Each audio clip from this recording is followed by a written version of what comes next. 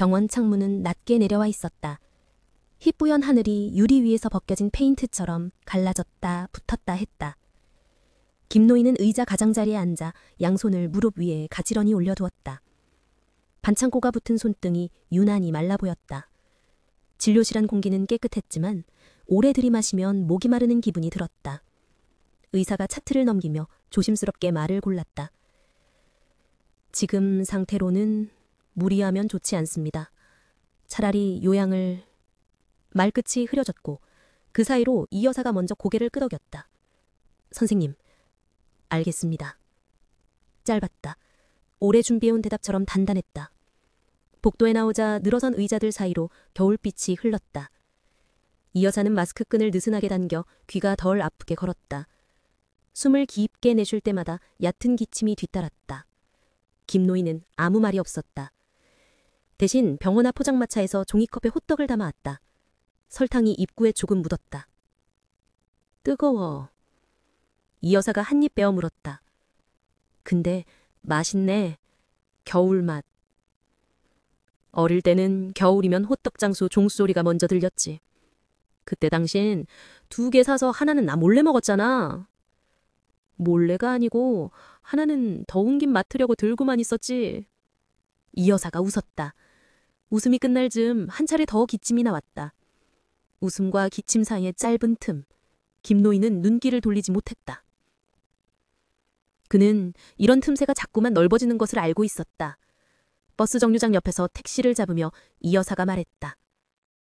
여보. 요양은 나중에 해요.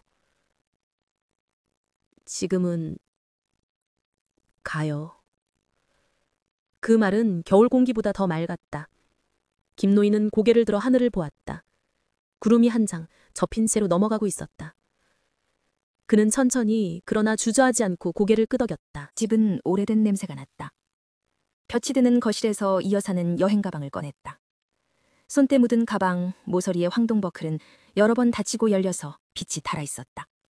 그녀는 가방 안쪽에 얇은 스웨터 2벌과 목도리, 약봉지들을 가지런히 넣었다. 약 이름을 적은 메모를 약봉지마다 붙이며 중얼거렸다. 아침, 점심, 저녁.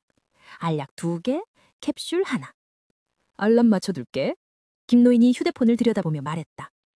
알람보다 당신 목소리가 더 정확하지. 그럼 알람은 끌까? 아니, 그건 그대로 두고 당신 목소리도 그대로 두고. 김노인은 차키를 들어보았다. 낡은 승용차, 액자처럼 네모난 대시보드, 한 번씩 떨리는 바늘. 차는 세월을 타며 사람을 닮아갔다. 겨울에는 시동이 한 번에 걸리지 않았고 비가 오면 와이퍼가 조금 늦게 반응했다. 그렇지만 그 늦음이 싫지 않았다. 그는 잠깐 차에 내려가 보넷을 열고 배터리 단자를 닦았다. 차가 깨어나는 소리를 듣는 동안 그의 가슴도 조금 가벼워졌다. 부엌에서 이 여사는 도시락을 쌌다. 간장에 졸인 달걀, 노랗게 볶은 단무지, 약간 매운 멸치. 매무새를 고른 후 손이 유난히 조심스러웠다. 상차림처럼 여행도 한 끼 식사처럼 준비해야 마음이 놓인다는 걸 그녀는 알고 있었다. 식탁 의자에 앉아 헝겊손수란을 접던 이 여사가 문득 멈춰섰다. 저기, 사진! 서랍에서 오래된 앨범을 꺼내 펼쳤다. 새하얀 드레스를 입은 젊은 여자와 검은 양복을 입은 마른 청년이 바다 앞에서 어색하게 웃고 있었다. 저게 우리였나? 김노인이 눈을 가늘게 떴다. 남이었으면 어쩔 뻔했어? 2 사람은 같은 순간 같은 사진을 손끝으로 쓸어내렸다. 사진 속의 햇살이 손끝에 묻어나오는 듯했다. 남해로 가요. 이 여사가 말했다. 남해. 김노인이 이름을 되뇌었다. 우리가 처음 바다를 본 곳. 그래, 그 바다. 그는 앨범을 덮었다. 앨범을 덮는 소리가 방 안의 공기를 살짝 흔들었다. 출발하는 날 아침 동력이 붉게 젖었다. 집 앞 은행나무는 벌써 대부분의 잎을 잃었고 가지마다 작은 새들이 몸을 둥글게 말고 있었다. 이 여사는 두툼한 외투 위에 목도리를 둘렀다. 목도리 끝이 코트 단추에 몇 번 걸렸다. 김노인이 다가와 말없이 풀어 도와주었다.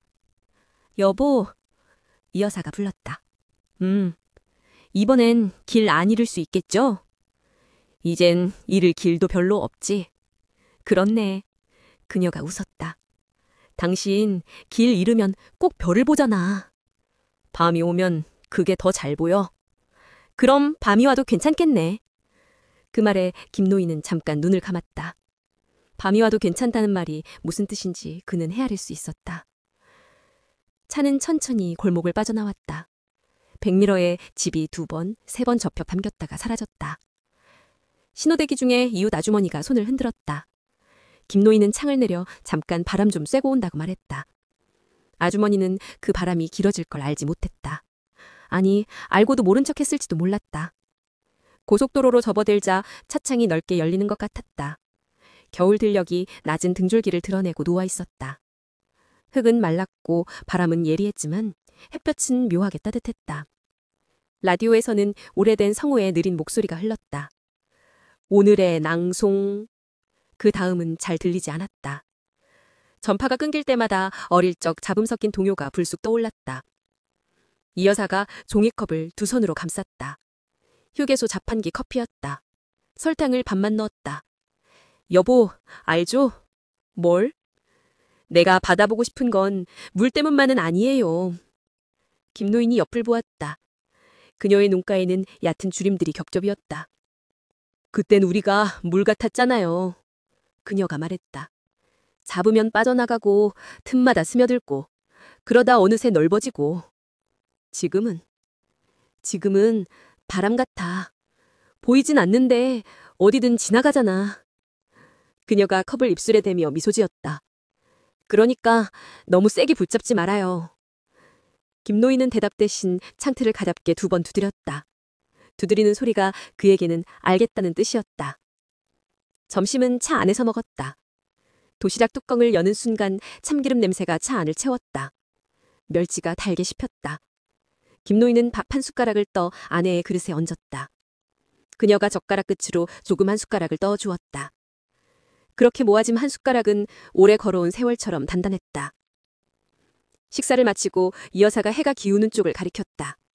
저기 노을이 따라오네. 우리가 느려서 그래. 느려도 좋다. 느려야 보이는 것도 있지.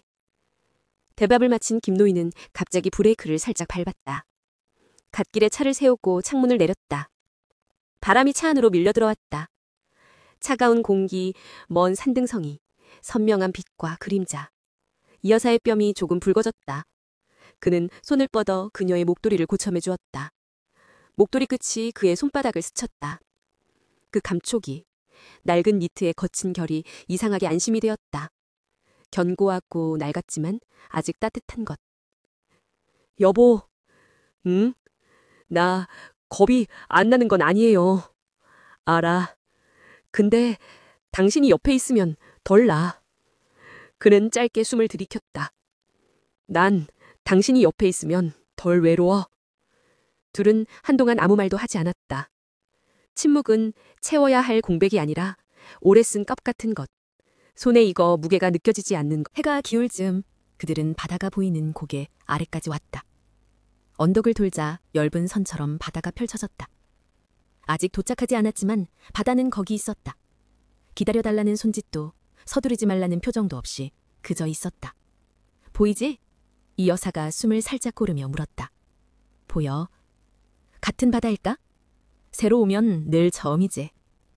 그날에 이 여사는 고개를 끄덕였다. 눈동자에 희미한 빛이 떨렸다. 그날 밤 묵을 작은 여관을 예약해두지 않았다. 그들은 바다 근처 아무 곳에라도 방이 있기를 바랐다. 없으면 차 안에서 하룻밤을 보내면 된다고 김노인은 마음속으로 계산했다. 하룻밤의 추위를 대신할 담요, 차창에 성에가 끼면 손바닥으로 지울 차리, 새벽에 따뜻한 국밥을 팔 것 같은 식당의 위치.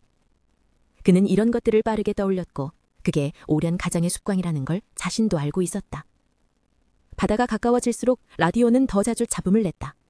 그 사이사이로 누군가의 사연이 흘러들어왔다.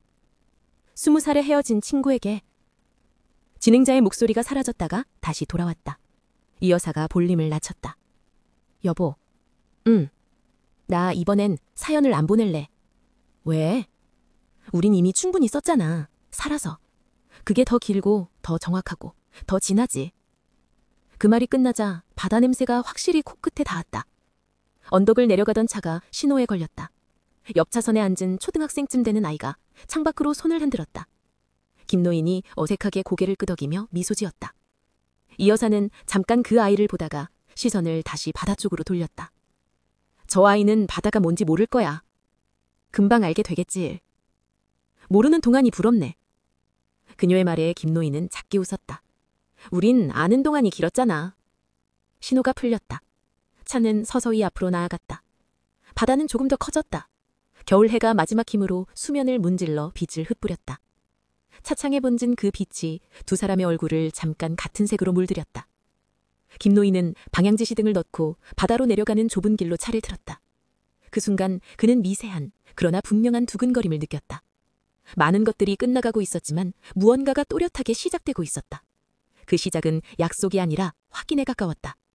둘이 오래 걸어온 길이 틀리지 않았다는 확인. 바다 곁에서 겨울의 문턱에서 그 확인을 받을 수 있으리라는 예감. 여보, 그가 불렀다. 응. 도착하면 먼저 숨 고르고 따뜻한 데서 쉬었다가 그 다음에 바다로 가요? 이 여사가 그의 말을 부드럽게 이어받았다. 그래, 바다로.